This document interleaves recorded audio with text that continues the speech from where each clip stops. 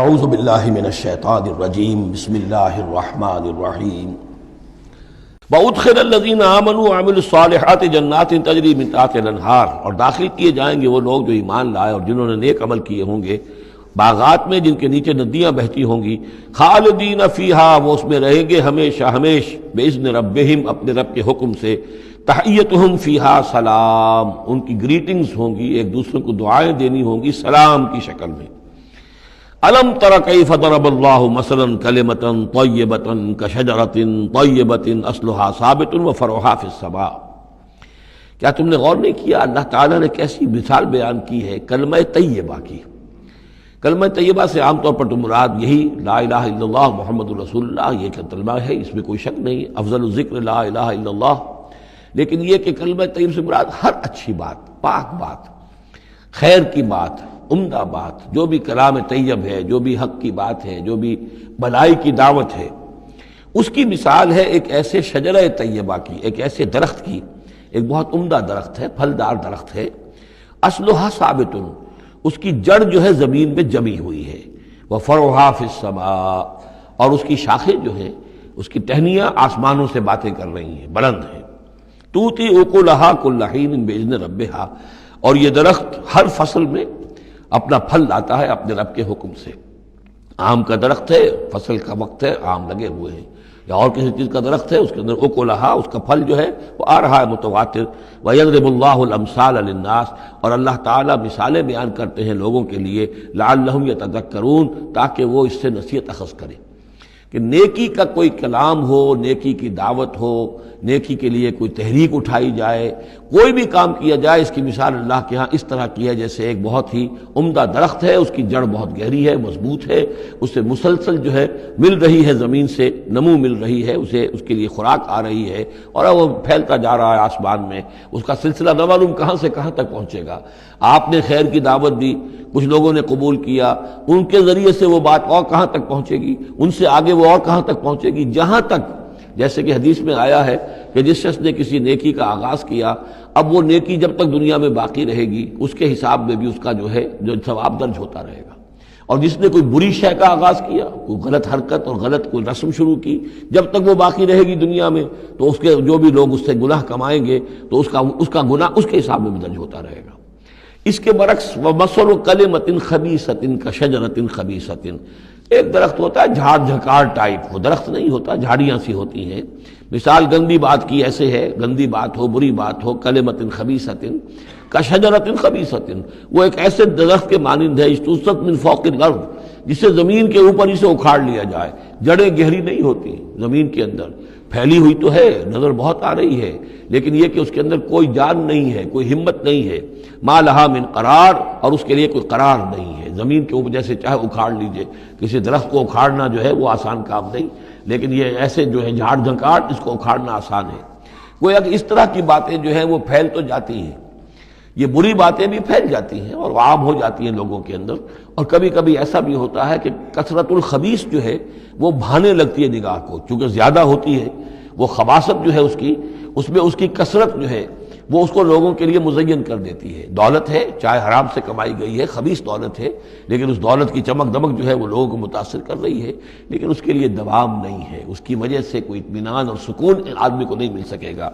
یثبت اللہ الذین آمنوا بالقول الثابت فی الحیات الدنیا، اللہ تعالیٰ مضبوط کر دیتا ہے، جما دیتا ہے اہل ایمان کو قول ثابت کے ذریعے سے دنیا کی زندگی میں۔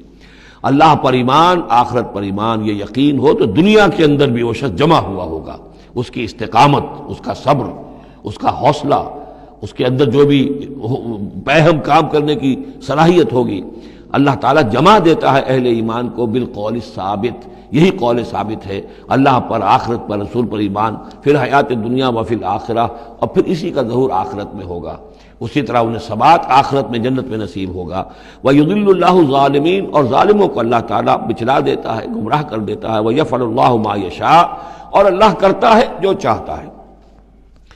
أَلَمْ تَرَ إِلَى الَّذِينَ بَدَّلُوا نِعْمَةَ اللَّهِ كُفْرًا وَأَحَلُّوا قَوْمَهُمْ دَارَ الْبَوَارِ، کیا تم نے دیکھا نہیں، غور نہیں کیا ان لوگوں کی طرف جنہوں نے اللہ کی نعمت کو بدل دیا کفر سے؟ اللہ نے انہیں ہدایت دی، اللہ نے نعمت دی، انہوں نے ہدایت ہاتھ سے دی اور ضلالت خرید لی، کفر اختیار کر لیا۔ اللہ نے رسول بھیجا، اتنا بڑا انعام کیا، اس پر اپنی کتاب نازل کی، اور یہ بدبخت اس کا کفر کر رہے ہیں، اللہ کے اس انعام سے اپنے آپ کو محروم کر رہے ہیں۔ وَأَعْلُوا قَوْمَهُمْ دَارَ الْبَوَارِ، اور انہوں نے اپنی قوم کو لا اتارا تباہی کے گھر میں۔ جیسے ہم نے پڑھا تھا کہ وہ فرعون جو ہے وہ اپنی قوم کا جلوس لے کر آئے گا اور سب سے آگے آگے وہ چلتا ہوا ہوگا اور سب کو لا کر جہنم کے گھاٹ پر آ کے اتار دے گا۔ اسی طریقے سے یہ لوگ جو ہے لیڈر لوگ وہ غلط راستوں پر چلتے ہیں اور اپنے اپنے عوام کو، اپنے متبعین کو وہ لے جا کر جو ہے وہ ہلاکت کے گھر پہ جا اتارتے ہیں۔ جہنم، وہ دار البوار، تباہی کا گھر کیا ہے؟ جہنم ہے۔ یصلونھا، جس میں وہ داخل ہوں گے، وبئس القرار، اور وہ بہت ہی بری جگہ ہے جائے قرار ہونے کے اعتبار سے۔ وَجَعَلُوا لِلَّهِ أَندَادًا لِيُضِلُّوا عَن سَبِيلِهِ، اور انہوں نے اللہ کے مد مقابل ٹھہرا دیے ہیں تاکہ وہ گمراہ کریں انہیں اللہ کے راستے سے۔ یعنی یہ جو ند کا لفظ ہے اندادا، یہ سورہ بقرہ کے تیسرے رکوع میں بھی آیا تھا، وَلَا تَجْعَلُوا لِلَّهِ أَندَادًا وَأَنْتُمْ تَعْلَمُونَ، تو ند کہتے ہیں مد مقابل کو، اور اس میں اس حد تک باریک بینی ہے کہ حضور نے فرمایا صلی اللہ علیہ وسلم، ایک صاحب نے ایسے ہی اپنی بغیر، یعنی یہ نہیں تھا کہ انہوں نے جان بوجھ کر حضور کو برابر کرنا چاہا اللہ کے، لیکن ایک محاورے کے انداز میں کہہ دیا ما شاء اللہ و ما شئت، جو اللہ چاہے اور آپ چاہیں۔ آپ نے فرمایا جعلتنی للہ ندن، کیا تم نے مجھے اللہ کا مد مقابل بنا دیا ہے؟ مشیت صرف اسی کی ہے، ہاں اس کی مشیت کے تحت کوئی میری خواہش پوری کر دے اللہ تعالیٰ، لیکن اس کی مشیت سے ہوگا، اذن اس کا ہے، کسی اور کا اختیار نہیں ہے۔ تو جن لوگوں نے اللہ کے لیے انداد مقرر کر دیے ہیں، ضد اور ند مد مقابل، لیضلوا عن سبیلہ، تاکہ بہکائیں لوگوں کو اس کے راستے سے، یہ جھوٹے معبودوں کا انہوں نے ڈھونگ رچایا ہے تاکہ اللہ کی بندگی سے ان کو بچلا سکیں۔ قل تمتعوا، کہیے اچھا رہ لو، بس لو، ساز و سامان سے فائدہ اٹھا لو، دنیا کی زندگی میں جو مزے اڑانے ہیں اڑا لو، فإن مصیرکم الی النار، پھر تمہارا جو ہے لوٹنا وہ تو آگ ہی کی طرف ہے، جانا ہے تمہیں آگ کے اندر۔ قل لعباد الذین آمنوا یقیموا الصلاۃ، کہیے میرے ان بندوں سے، اب دیکھیے یہاں نوٹ کیجئے، قل لعباد الذین آمنوا، یا ایھا الذین آمنوا نہیں آیا، براہ راست خطاب مکی صورتوں میں میں نے کہا ہے شاذ، سورہ حج میں ایک جگہ ہے، لیکن یہ کہ اس کے بارے میں چونکہ اختلاف ہے کہ وہ سورت مکی ہے کہ مدنی ہے، وہ علیحدہ ہے، اس پر جب ہم غور کریں گے۔ پورے مکی قرآن میں یا ایھا الذین آمنوا اصطلاحاً یہ خطاب نہیں ملے گا آپ کو، حالانکہ اب یہاں قل عبادی،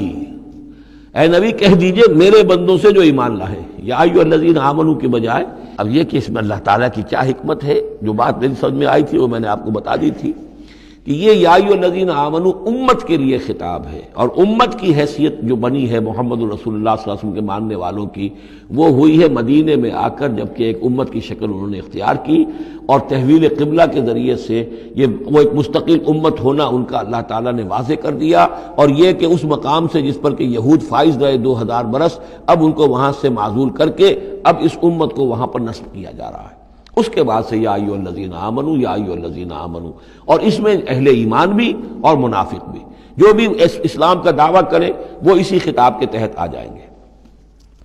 قل لعباد الذین آمنوا، اے نبی کہہ دیجئے میرے ان بندوں سے جو ایمان لائے ہیں، یقیموا الصلاۃ، وہ نماز قائم رکھیں، وینفقوا مما رزقناہم، اور جو کچھ ہم نے انہیں دیا ہے اس میں سے خرچ کرتے رہیں، سرا وعلانیۃ، کھلے بھی اور چھپے بھی، اعلانیہ بھی اور مخفی طور پر بھی، من قبل ان یاتی یوم، اس سے پہلے کہ وہ دن آ جائے، لا بیع فیہ ولا خلال، کہ جس میں نہ کوئی بیع ہوگی، نہ کوئی لین دین سودا خرید و فروخت ہوگی، اور نہ کوئی دوستی کام آئے گی۔ یہ آیت بہت قریب ہے وہ جو آیت سورہ بقرہ میں آیت الکرسی سے پہلے ہے، یا ایھا الذین آمنوا انفقوا مما رزقناکم من قبل ان یاتی یوم لا بیع فیہ ولا خلۃ ولا شفاعہ، وہاں تیسری شے کی اور کیٹیگوریکل نفی ہے، وہ دن کے جس میں نہ کوئی بیع ہوگی، نہ کوئی دوستی ہوگی، اور نہ ہی کوئی شفاعت ہوگی۔ صدق اللہ العظیم۔